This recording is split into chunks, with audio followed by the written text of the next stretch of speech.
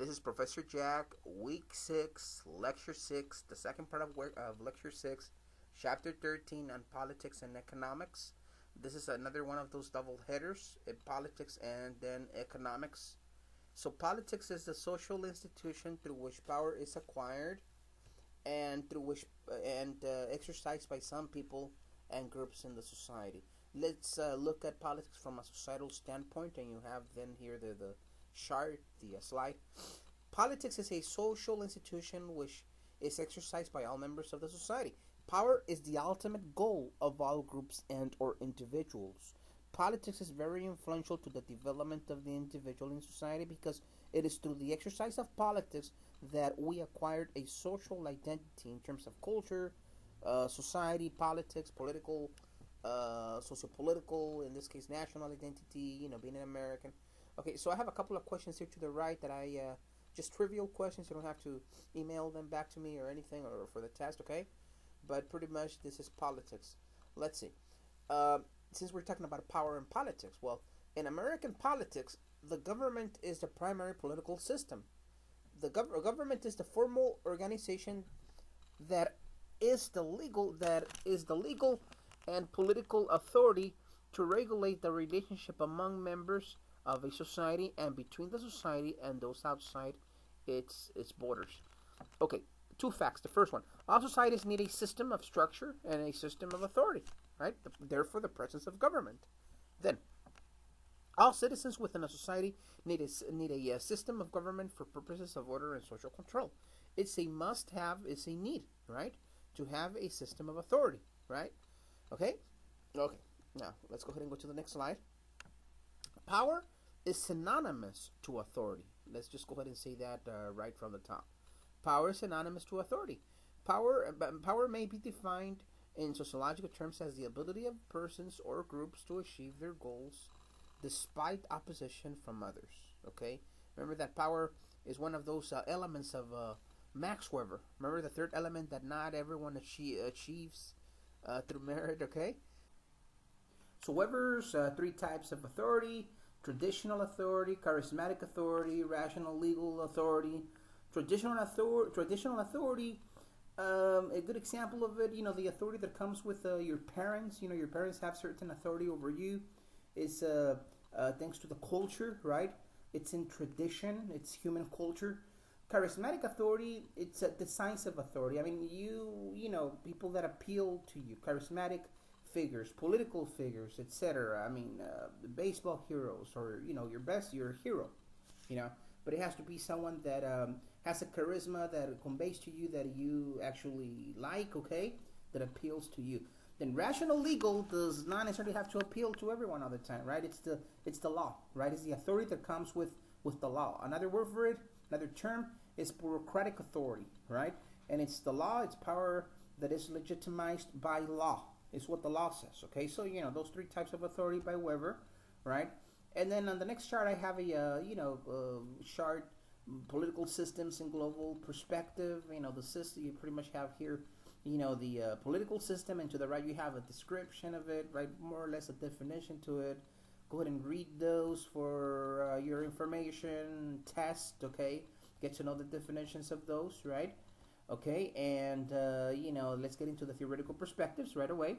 We only have two this time, okay? The functionalist approach and also the conflict theorist approach. My question to you is why? Why is it that you think we're only covering two perspectives? Well, here's the reason why. Because it's at a macro level that we're analyzing politics, and we'll be analyzing economics later, but it's from a functionalist and a conflict theorist perspective, macro. Society as a whole, right? Not micro, right? Though the the analysis could be applicable to macro politics. In this case, we're only doing it macro. Okay, so pretty much global perspective, large, broad, right? We have two models here for the functionalist perspective and two models for the conflict theorist perspective. Get to know them both, okay? So go ahead and get into your readings perhaps, or just pretty much read the description that is here. No more than that, really, just for purposes of the test. And so I told you we have two presentations in one. This is a double header. Let's go ahead and stay tuned to chapter 13 on economics, right? And here's the definition for economics: the social institution that ensures the maintenance of society through the production, distribution, and consumption of goods and services. And here's another slide. Here's society, right? Then let's go ahead and see at society from a societal standpoint. And you see that, let me go ahead and give you this, okay? There is no human aspect that is not covered directly or indirectly by the institution of the economy. Same as the institution of politics, Americans inhale and exhale capitalism. We're very materialistic, right? The social institution is very influential, alleged by many sociologists to be a basic element of human need, right? Without it, we wouldn't be able to survive, right? Question: how influential is economics to the lives of Americans? How about your life? Right? Finance, financial problems over there, right? Okay, so trivial question, you don't have to answer it for the test or anything, right? And then we will go ahead and be getting into another slide that discusses economic systems, and we have the one that discusses capitalism and socialism. They're not the same, okay? Though they sound the same, okay?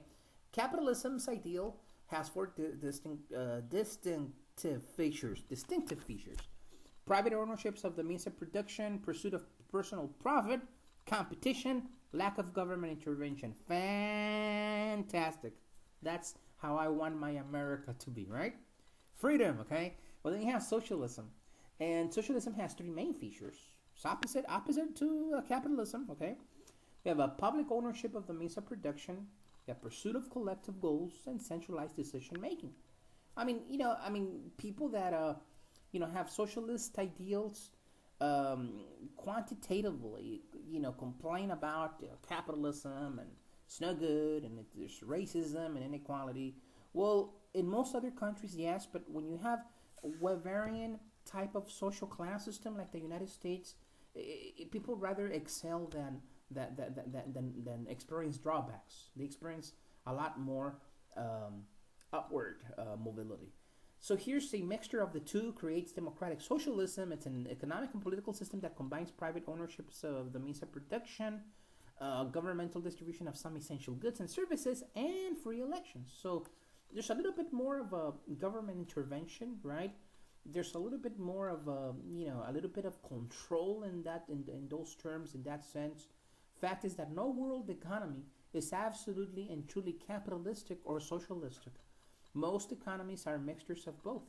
The United States, it's not that it's a mixture of both, but it has some socialist ideals, programs that were put to help the poor and so on. But it's not 100% truly capitalist, like 100%, maybe like 90%.